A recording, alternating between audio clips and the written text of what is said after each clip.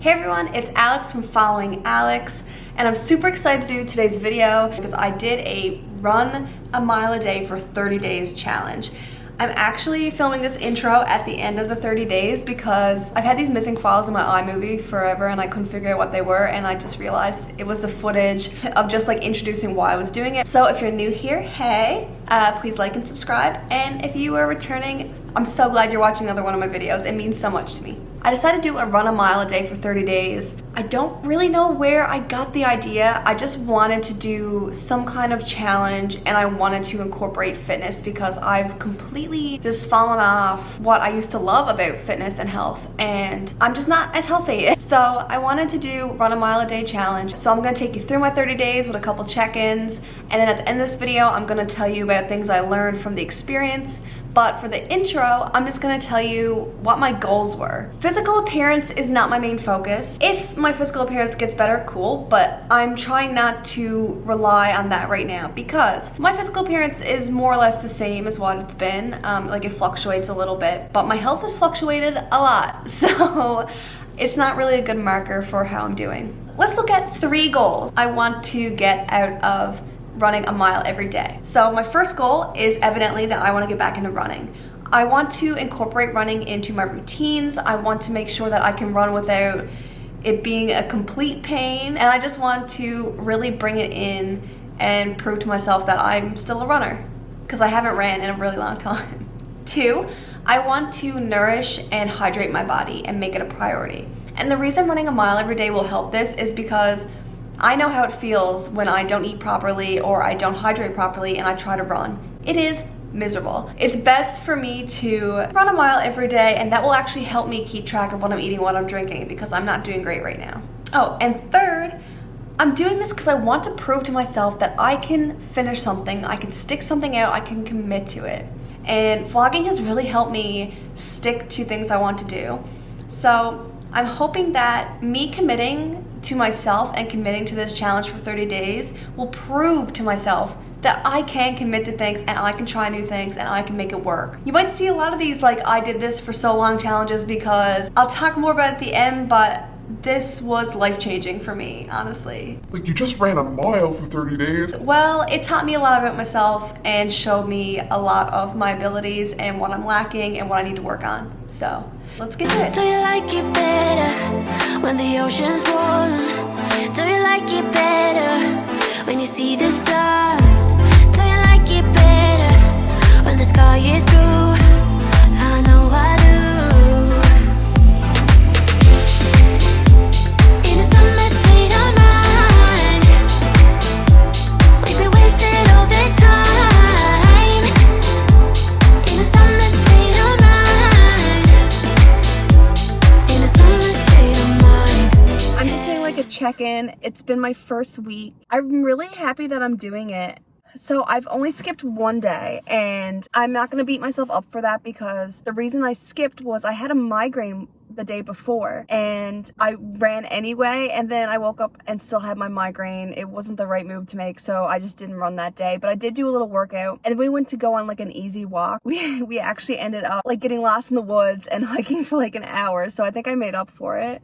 So I'm still doing other workouts on top of running a mile. I'm not doing anything like super big, mostly because I do want to make sure that I'm running this mile every day. And the first couple days were brutal, I'm not gonna lie, but honestly, it's pretty good. Like, it's not hard. It got so much easier so quick.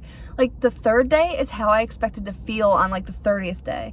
So now I'm super excited to know how I'm gonna feel on the 30th day. It's definitely making me watch what I'm drinking. My eating still needs some work, but when I know I have to run, it reminds me to drink a lot more water because I know how hard it is. The weather's been really hot here too, which is making the runs a little bit harder, but for my cardio, it's been pretty good. My legs are so sore and it's really hard. And it's my own fault because I'm not stretching as much as I should be. Hopefully on day 30, I can say that I incorporated stretching into before and after, but we will see. Yeah, I'll do another update on day 20 and we'll see how I am on day 20 and then again on day 30.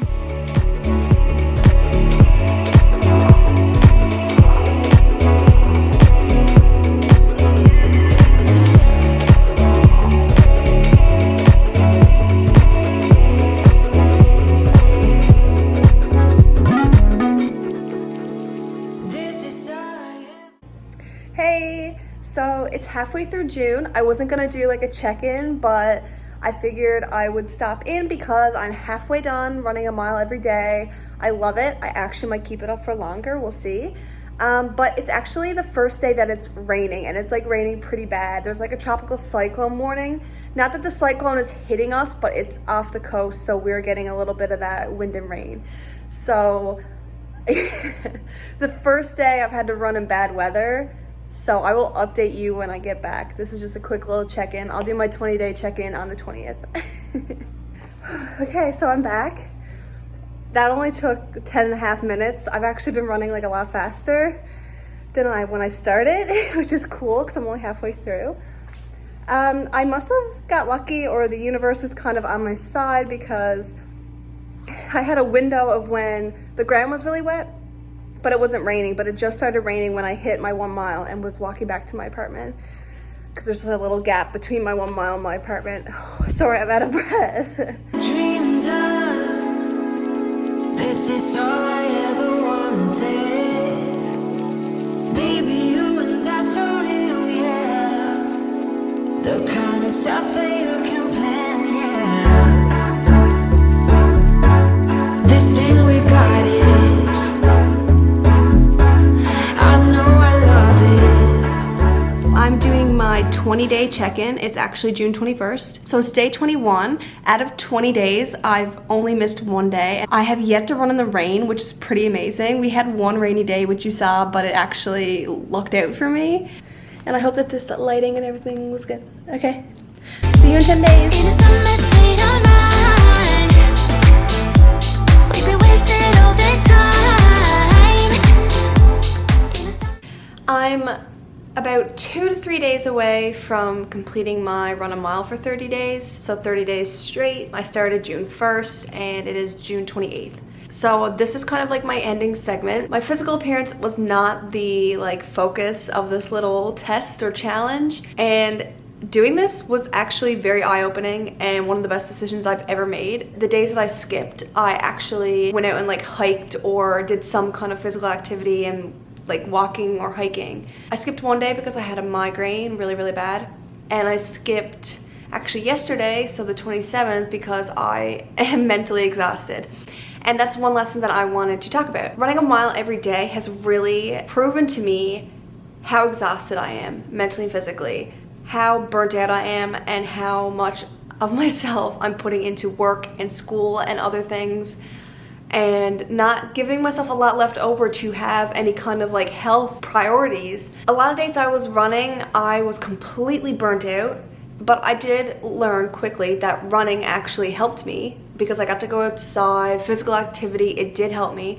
But the days that I was really, really tired, I would have to take a little bit more breaks, so I'd have to slow down my run a little bit and then pick up again. So I did find those runs a little bit difficult. Part of the reason why I wanted to start running was so that I could focus on my hydration and my nutrition. And I've noticed over these 30 days, there was 1 week where I was just not prioritizing what I was eating or drinking. I wasn't really paying attention. I was just, when I could, and eating just random things. And I felt it. When I was running, it was hard. So this challenge proved to me how little I put into what I'm eating and taking care of myself and drinking water. And it was actually really alarming for me to see this. And I'm a little bit disappointed in myself, but not because, I'm not trying to talk bad about myself, but I'm just disappointed that I've let it get to this point. I'm disappointed that I've prioritized so many other things, and I'm mostly prioritizing my brain and material items outside of my body, and I'm not taking care of myself. So this is gonna start a whole new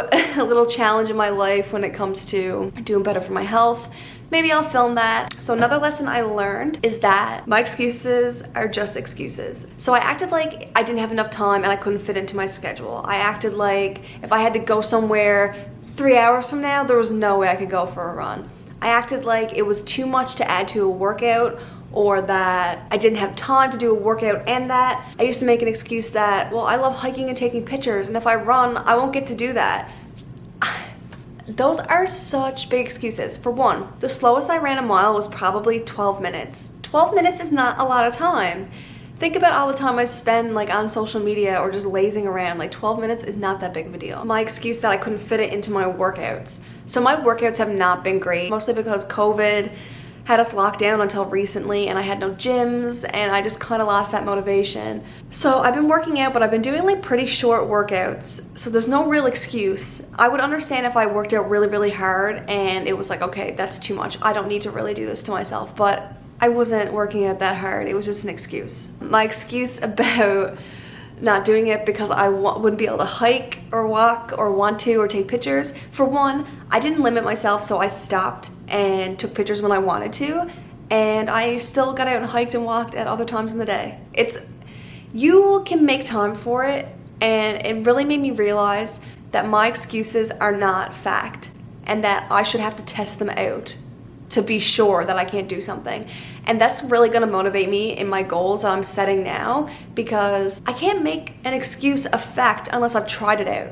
And I guess another lesson I learned is that I'm stronger than I think and that I can do this. And I don't know, I am a little bit proud of myself. It's so funny to be disappointed and proud of yourself in the same breath, but it's because different aspects. I'm disappointed I'm not prioritizing my health, but I'm proud that I actually did. I started running, I made it something that's in my schedule. I'm probably not gonna give it up. I don't know if I'm gonna be like, oh, I have to get out and run every day, but I'm going to try to get out every day, do a quick run, or maybe do like a longer run through the week. So now I just want to give a couple little tips on this challenge for if you want to do it. So my first tip is to not worry too much about time. When I was really fixated on time and like beating my personal best, some days when I had the energy for it, it was good, and I think you should. But when I tried to do it every day when I wasn't really like into it, it just kind of ruined the run for me. Tip 2, don't be afraid to slow down or do intervals. So when I started, I was running, and when I got really like, oh my god, I can't do this, I slowed down and I would walk a little bit and then start running again. But now at 30 days, I run and then I slow down my pace, but I don't walk. It's still like a little run, and it's literally just for me to catch my breath. And once I catch my breath, I pick up again. And it's nice to see that endurance. My third tip is it gets easier sooner than you think. And this was surprising to me because, well, I think I spoke about it earlier in the video, but I really thought how I felt on like day 3 is how I would feel on day 30. You would be surprised at what your body can do if you set it up to be successful. And that brings me into another tip.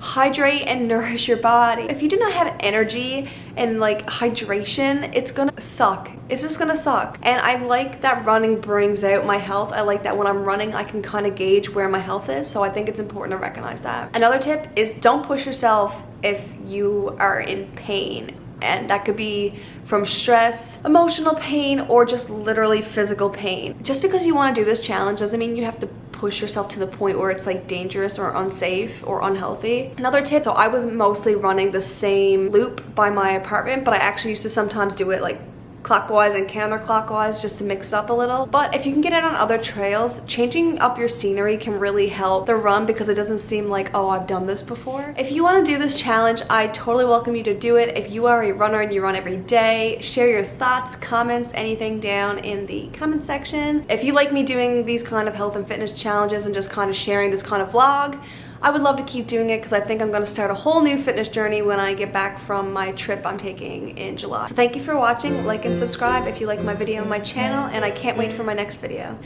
Bye!